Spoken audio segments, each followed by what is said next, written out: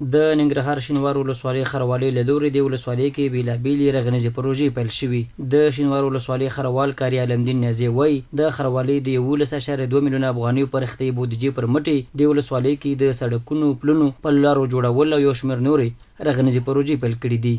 د غنخیلو خروالۍ د 1404 کال لپاره 18.7 میلیونه بودیجه نیولې وه، چې په دې بودیجه کې 11.2 میلیونه د انکشافي کارونو لپاره وه،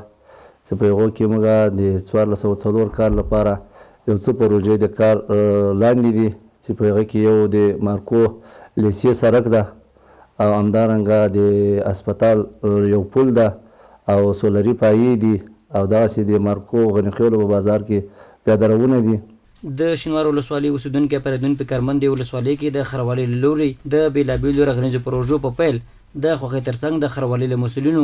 راتلونکي کال کې د لا زیات کار غوښتنه کوي. د غنیخیلو له ښاروالۍ نه ډېر زیات خوشحاله یو چې د غنیخیلو په بازار کې موږ ته د برق سیستم لیټونه لګولي او د ښار د ښکلا لپاره بس همکاري کې لګیا دي، سړکونه یې جوړ کړه او دوی چې کوم عواید راټولوي په همدغې سړکونو په دغې پروژو باندې لګوي که نه لګیا دی کار، انشاءالله چې ښه کارونه روان. د شینوار ولسوالۍ د شیرګړ بازار اوسیدونکي امید وایي د خروالۍ له لوري بازار کې د لایټینګ سیستم فعالولو سره د شپې لخوا دغه بازار ښکلا زیاته شوې ده. ښاروالۍ نه موږ ډېر زیات خوشحاله یو چې دغه لیټونه یې دغلته ولګوله، پلونه یې جوړ کړ، ډېر زیات کارونه یې روان کړي، دغه پیداراو کې کارونه کوي.